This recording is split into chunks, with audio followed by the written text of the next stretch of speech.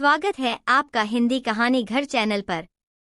राहुल अपने चचेरे भाई की शादी में शामिल होने गांव से शहर आया था। शादी एक बड़े रिसोर्ट में रखी गई थी, जहां 2 दिन का फंक्शन था। चारों ओर रौनक, सजावट, म्यूजिक और डांस का माहौल था। राहुल जैसे ही रिसोर्ट में पहुंचा, उसकी नजर एक महिला पर गई। नीले सिल्क की साड़ी, खुले बाल और होठों पर हल्की सी मुस्कान। वो थी स्वाति आंटी। स्वाति शादी में अकेली आई थी। उनके पति बिजनेस ट्रिप पर थे। वो सबके साथ मिलती जुलती, पर अंदर से थोड़ी तन्हा थी। शाम के फंक्शन में राहुल और स्वाति आमने सामने आ गए। स्वाति मुस्कुराते हुए, अरे वाह राहुल, इतना बड़ा हो गया तू। पहचानना मुश्किल था।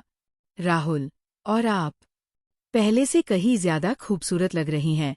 स्वाति मुस्कुरा दी, पर उनके चेहरे की मुस्कान में कुछ और भी था, एक नजदीकी खिंचाव।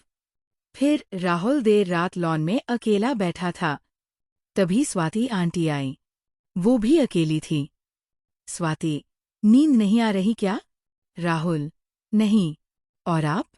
स्वाति, हल्की आवाज में, कभी कभी नींद से ज्यादा साथ की जरूरत होती है।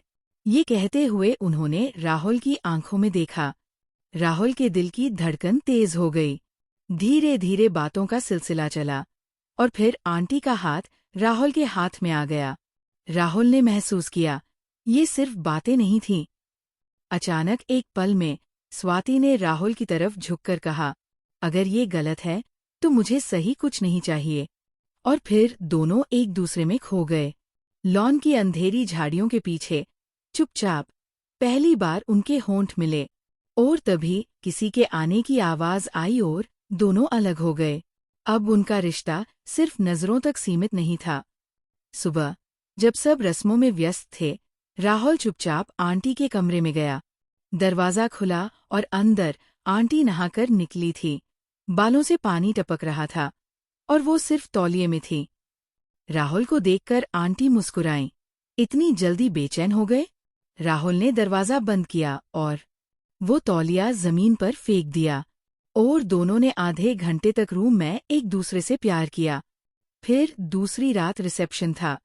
दोनों अलग अलग नजर आ रहे थे, पर नजरें एक दूसरे को ढूंढ रही थीं। रात में फिर से वही लॉन, वही अंधेरा, वही तन्हाई, और उनके बीच फिर से वही आग। इस बार आंटी ने राहुल के कान में फुसफुसाया, शादी के बाद सब भूल जाएंगे ये 2 दिन, पर हम दोनों कभी नहीं भूल पाएंगे। राहुल ने उन्हें बाहों में भर लिया।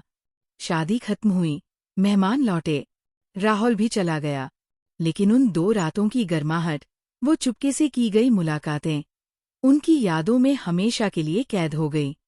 शादी खत्म हो गई थी। राहुल भी अपने गांव लौट गया, लेकिन स्वाति आंटी की वो मुस्कान, वो होंठ और उनकी बाहों की गर्माहट, सब राहुल के दिल में बस चुके थे।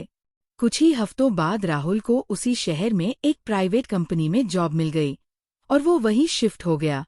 राहुल को अब हर दिन कुछ खास का इंतजार रहता था। स्वाति आंटी का घर। राहुल ने स्वाति को फोन किया, मैं तुम्हारे शहर में जॉब करने आया हूँ। स्वाति, सच में आ गया तू? अब तो तेरे बिना दिन नहीं कटते। राहुल बोला, कब आऊं मिलने? स्वाति बोली, कल मेरे हस्बैंड घर पर है, 2 दिन बाद आना मुझसे मिलने।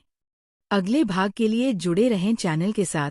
चैनल पर नए हैं तो सब्सक्राइब करें और कमेंट करके बताएं कहानी कैसी लगी। स्वागत है आपका हिंदी कहानी घर चैनल पर।